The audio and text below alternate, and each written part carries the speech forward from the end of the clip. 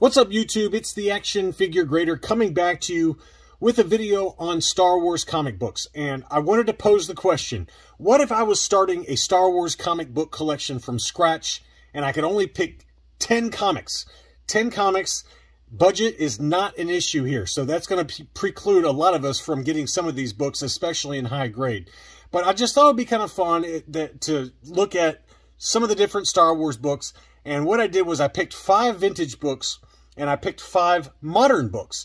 And these, if I could only pick 10 books, these are the 10 that I would have. Some of them I do have, some of them I don't have. But I just thought it would be kind of fun to try and limit myself to only 10 comics and what those would look like if I was starting from scratch and I had unlimited resources. Which ones would I pick? And these are the 10. And if you guys like this video, let me know, and I can maybe switch it up a little bit and do it by budget, you know, under $100, under $200, whatever number you guys think works. But in this scenario, we're going to be looking at every book that's out there in every grade. I'm going to give you some different prices for different grades. And if money was not an object, these are the 10 books that I would pick. So those are the ground rules. And I don't know why I decided to do this video. I just thought it'd be kind of fun to try and limit myself to 10. So the first one is pretty obvious. Obviously, Star Wars #1, the comic book that kind of started it all.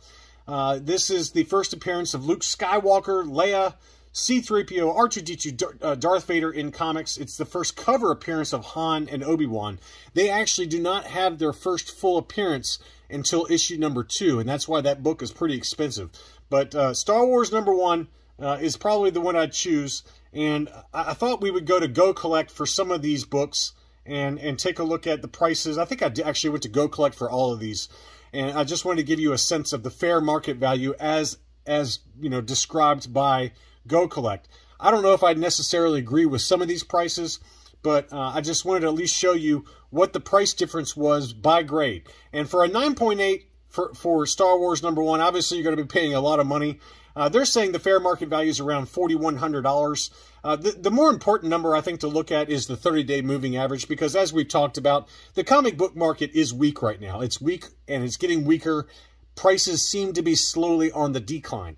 And whether that continues, who knows? But I think that versus the fair market value, I think you want to really look at the 30-day moving average, because this is a better kind of gauge as to where we are right now versus the fair market value, which oftentimes takes an average or looks back at older data. And when a comic book market is really dropping or really increasing, the 30-day average is really more correct. They're saying for a 9.8, it's roughly about 39, 33. But if you go to a 9.6 grade comic, you're looking at a little under $1,200. So it's a significant price drop, as it is usually, to go from a 9.8 down to a 9.6 grade. And I'm assuming CGC universal grades for all these. And if you'll notice, for all of these books, as I'm going through them, you'll see the census number. So that's the number of books that have been graded by CGC that have received that grade. So for Star Wars #1, there's been 743 9.8s. And you think about how many books of Star Wars #1 have been graded by CGC over the years, and only 743 of those have hit the 9.8. So it's a tough one to get a 9.8 in. For 9.6, that number increases all the way to almost triple to 2090. So again, whether you collect graded or ungraded, I'd at least wanted to give you a few price points. If you drop down to a 9.4, that drops the price all the way down to about $600. But for the 9.8 grades that I've seen sell recently, you might even be able to get it below 39, 33. My aim would be probably around $3,500 right now. That would be the number I'd aim for. Maybe you get in a stealth auction, or you find a CGC 9.8 with an order case, whatever. But Star Wars #1 is a pretty obvious choice. Some of the other ones that I'm going to choose are obvious, and some of them are not. But this is one that's maybe not so obvious to folks, and that's Star Wars #21. Star Wars #21, I didn't pull up the key collector comic for this one, but we'll do that for some of the others out here. But Star Wars #21 is the first solo story, non-canon, non-movie adaptation for Darth Vader. And it's a great cover, Shadow of a Dark Lord, and it's got the 2 droids and Leia and Luke on there, and Darth Vader's kind of over top of them.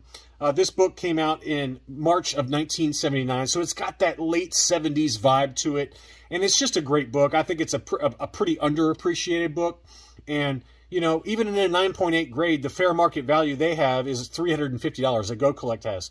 There's only 93 on the census, so it's not a very easy book to get a 9.8 grade in. Maybe because some people don't view it as that key of a book, so they're not grading that many of them. But in my opinion, to have the first solo Star Wars, or the first Darth Vader standalone story, solo, non-adaptation in comics, is kind of an important book, you know. And this is one I do have in my collection. And again, the 30-day moving average for a 9.8 grade is $336. So it's not terribly expensive. You can probably get a 9.6 grade for around this $150 to $160 price point at most. There's 116 of those on the census. There hasn't been any that have sold in the last 30 days, so just keep that in mind. But I do think that's a book that's underappreciated, as is the next one on my list. Number 3 on my list is Star Wars number 35. You guys have heard me talk about this book at length. I've actually got 2 copies of it because I'm a firm believer that this book should be in every Star Wars comic book collector's collection. This is the first meeting of Darth Vader and Luke Skywalker in comic books. Now, it's non-canon, right? So it's not part of the Empire Strikes Back adaptation. These books in the early 1980s, these came out before the beginning of the Empire Strikes Back adaptation, where obviously that's the first canonical meeting between Darth Vader and Luke Skywalker. I think that was Star Wars number 39, which is the first issue related to the Empire Strikes Back adaptation. But in my opinion, this is a better book. I think it's just an awesome cover. It shows Darth Vader kind of playing chess with all the main heroes. And to me, the cover on this one is much more attractive than Star Wars number 39, which is the first issue related to the Empire Strikes Back adaptation. In terms of prices for this book, you know, to me, this is another one that I think is criminally undervalued right now. They have the fair market value at $375. There's several of them on eBay right now for that price. So I think that price is more than fair. I think I paid between $325 and $350 for the 2 examples in my collection, but there's only 63 of these in a 9.8 grade on the census. So it's a fantastic buy, in my opinion. Just given the cover art, I mean, a lot of the covers I'm picking, they have to have good cover art. If I was going to only pick 10 books, and I'm talking about graded comics, for at least for my collection, they have to have good covers. That's a must for me. I don't care how important the book is. If it's got an ugly cover, then what's the point if it's a slabbed comic? So everyone's going to have a different opinion on their top 10.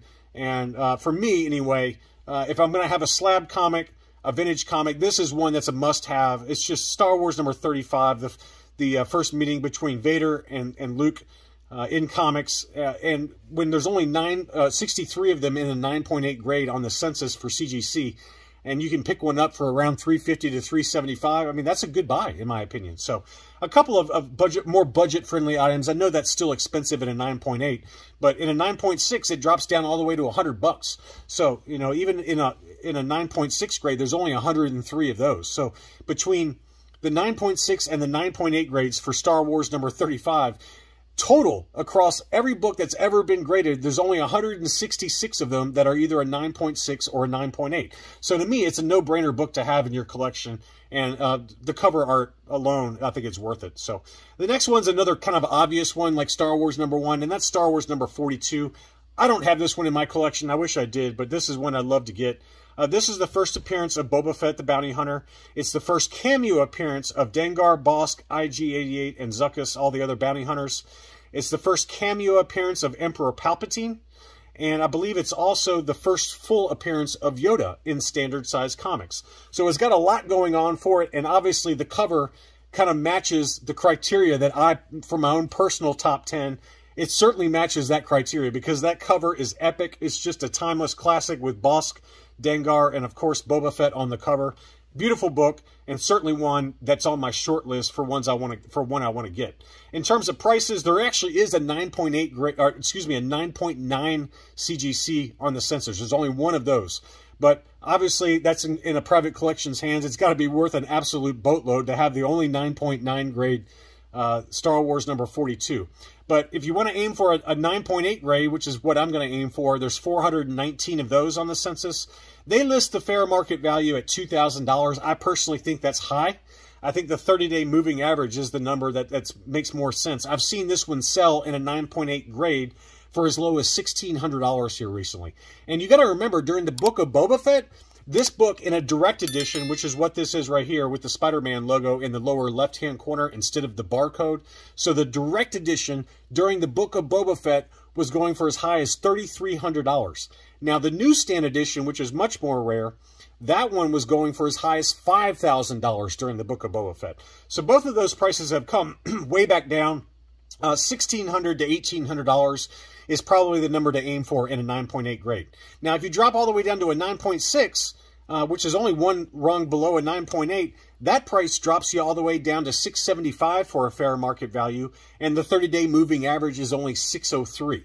So you can get it for about a third of the price of a 9.8 grade, and that's still a fantastic grade on a very desirable book. So, and it drops from there. You know, if you don't want to spend that much money, you can even get a 9.0 for as low as under $200. So again, just match the book and the grade with your budget. And in my case, I'm aiming for a 9.8 grade at some point. Whether it happens or not, I don't know. But you know, if you don't want to spend that kind of money, you can go from a 9.8 all the way down to a 9.0 and spend just a fraction of the money at under $200. So that's a pretty obvious one. Another pretty obvious one that I had to include is Star Wars number 68. This book is the first mention of the Mandalorians in comic book format. And this is from February of 1983. It's also the origin story of Boba Fett. So it's got a lot going on. And again, it's got just a timeless cover with, you know, Finn Shiza, who's a Mandalorian. That's actually Finn Shiza on the cover, not Boba Fett, which it took me a long time to know that. But just an awesome cover. I really think that this is a must-have if, you know, if it's one that you'd like to have. And, you know, I want to correct myself here because Key Collector Comics says the following: CGC labels this issue as the origin of Boba Fett, but the character featured in the book is a Mandalorian named Finn Shiza. So even I was wrong on that. Star Wars number 68 is not the origin of Boba Fett. It's really discussing the origin of the Mandalorians as a race, I guess is the right word. So so just keep that in mind. Is that I've always considered this the origin of Boba Fett, and Key Collector Comics corrected me here and said that it's not the case. It's actually just the first discussion of the Mandalorian in comic book format. But it's a classic cover, and the price on this one, like everything else, has come down a little bit. There hasn't been any 9.8s that have sold here recently. There was a newsstand edition that sold at Hakes about 3 or 4 or 5 months ago. That one, I believe, sold for around $1,400 for a newsstand. So I think for a direct edition, like the one you see here with the Spider-Man logo, I think you can probably aim for under $1,600. They list the fair market value at $1,600. That $1,600 number is way too high for the direct edition. For the newsstand, yeah, maybe, you know, $1,400 to $1,600. But for a direct edition, I think $1,200 is probably about the right number right now. And maybe it comes down even further and you can get it for closer to $1,000 in a 9.8 grade. Now, again, dropping down to a 9.6 grade, that price drops all the way to $350. So the 30-day moving average is $277. So there's still the potential to get a really key issue from the vintage Marvel run, Star Wars number 68, for sub $300 right now in a 9.6 grade. I think that is it for my vintage books. So that's 5 vintage books, and now we're going to dig into kind of the more modern books. And when I say modern, I'm really talking about not part of the original Marvel run. And so the first one is a pretty obvious one, and one I do have in my collection, and that's Star Wars Heir to the Empire #1. This is the first appearance of Mara Jade and Admiral Thrawn, as well as the first appearance of Jorah C'baoth, who's kind of a mad Jedi. And so it's, again, a classic cover. I think it's just one of those Dark Horse books. It's probably one of the top 3 Dark Horse books from the 1990s to the mid-2000s that you have to have in your collection. And, you know, it's just an awesome kind of key story that I hope that we'll see more of. Hopefully we'll learn more about Thrawn during the Ahsoka series, and if Disney was smart and Lucasfilm were smart, they'd actually do an Heir to the Empire miniseries, but who knows if that ever happens or not. Going to prices now, in a 9.8 grade, there's 348 of those on the census. The 30-day moving average has dropped dramatically. This one was as high as $1,600. Now that the 30-day moving average is around $1,000 bucks. And that's about what I paid for mine when I bought mine probably a year and a half ago, somewhere in there. So that's probably a good number to aim for. I've seen as low as $800 recently for a CGC 9.8 of Heir to the Empire #1. A 9.6, the price drops dramatically again. You can get it for $335. So again, you know, it's a lot of money. I know that in a high grade, but you know, just change your budget accordingly. A 9.0 is $128. That's very affordable. So you know, just another kind of modern book that I would look at. Another obvious one that I do have, as you guys have seen here recently, I picked this up in December in a 9.8 grade, and that's Clone Wars #1. It's the first appearance of Ahsoka Tano, as well as Captain Rex in comics, another Dark Horse classic book. In terms of prices for this one, there actually is one 9.9 grade on the census, just like with Star Wars 42. But going down to a 9.8, there's actually quite a few of them. A lot of people have graded them fairly recently. As early as probably mid last year, there was about 250 9.8s. Now there's 511. So they have doubled in census numbers. The 30-day moving average is way too high. They've got it at 1919. I think if you're patient, you can probably pick this up for between $1,300 and $1,600 in a 9.8 grade. A 9.6, they list the 30-day moving average at $1,000. Again, I think that's too high. You're probably talking $700 to $800 for a 9.6 grade. But, you know, again, it's just another Dark Horse book that I look at. The final Dark Horse book is kind of iffy. Some of you may disagree with this choice, but for me, it comes down to cover. It comes down to the timelessness of the cover, and it's also a character that I really like. And that's Knights of the Old Republic #9. This is the first appearance of Revan prior to becoming Darth Revan. It's the first full appearance of a couple of other minor characters, but it's really about this cover. This cover is fantastic. It kind of shows the struggle that Revan is going through as he battles between the light and the dark side. And obviously he does turn to the dark side and then has kind of a redemption story. But it's just one of those books that this is for cover lovers. This is a book that I think that if you like these Dark Horse comics from the mid-90s to the mid-2000s, this is one you want to get. And the price has definitely dropped here recently as well. For 9.8s, there's 254 of them on the census. For 9.6s, there's 290 of them. So they're not hard to find. The 30-day moving average is 683. That's almost exactly what I paid for mine about a year and a half ago. I think I paid 650 for mine. Again, just keep an eye out for auctions. Don't buy it now because, you know, with the market kind of slowly grinding downwards, there's no sense in paying up for pretty much any book right now. I really think that I've got one exception that I'm going to show you here at the end, but for most books, they're pretty readily available, and you just got to be patient and wait for an auction. But that gives you some price points here. You know, 683 is the 30-day moving average for a 9.8. And then for a 9.6, the 30-day moving average drops all the way down to 260. Both very affordable, but especially the 9.6. That's $260 for a CGC 9.6 of KOTOR #9. That's a great buy. So that's another one to look out for and on my top 10 list. Number 9 on my list is Darth Vader #3. And again, this is probably one that's a little bit contentious, or maybe one you guys will view as controversial. But I want to make a certain caveat to this argument. The cover A is shown here.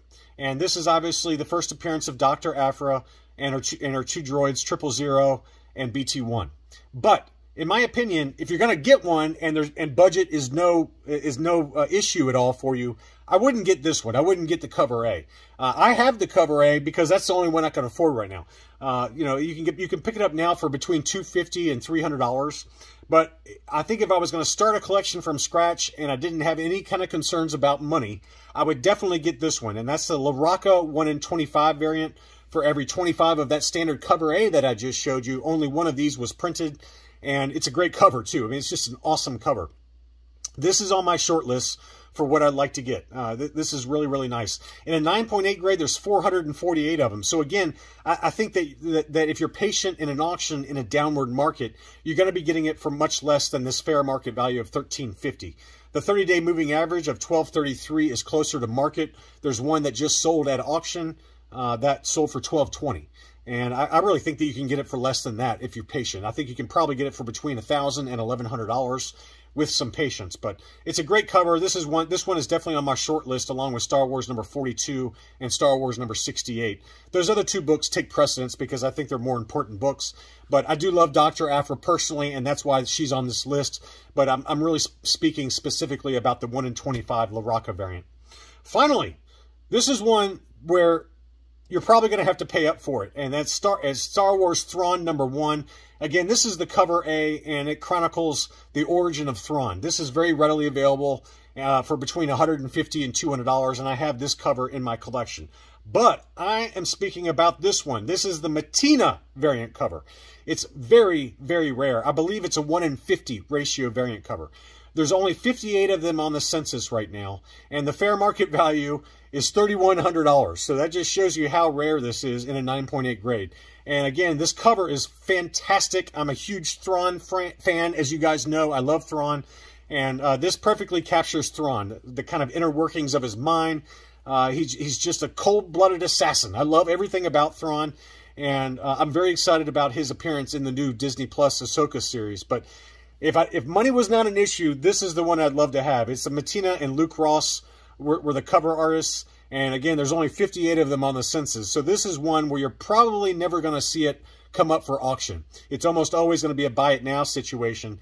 And it's usually listed for between $3,500 and $4,500. So it's a very expensive book. Now, again, that's a lot of money. If I'm going to spend $3,500 to $4,500, I'm not getting this book. I'm getting Star Wars number 1 before I get this book in a 9.8 grade. But again, I wanted to fill out this top 10 list with 5 vintage and 5 modern. And this is, for modern books, this is kind of a holy grail for modern collectors because it's an absolute ghost in a 9.8 on the census. So let me know in the comments what you agree with, what you disagree with, what are some of the other books that I did not mention that are in your top 10. Some honorable mentions for me are KOTOR number 42, The Origin of Revan. That's a great cover. It says Malik Unleashed on the cover. Knights of the Old Republic number 42. Star Wars Tales number 23. That's another really big book. That is the first cameo appearance of Revan and Malik. So those are a couple of books off the top of my head that I'd consider to be honorable mentions that are in my collection. But if I only had to limit it to 10, these are the 10 I'd pick. And I'd love to hear your comments as to whether you agree or disagree. That's all I really had for this video. Thanks so much for watching, and I'll be back soon.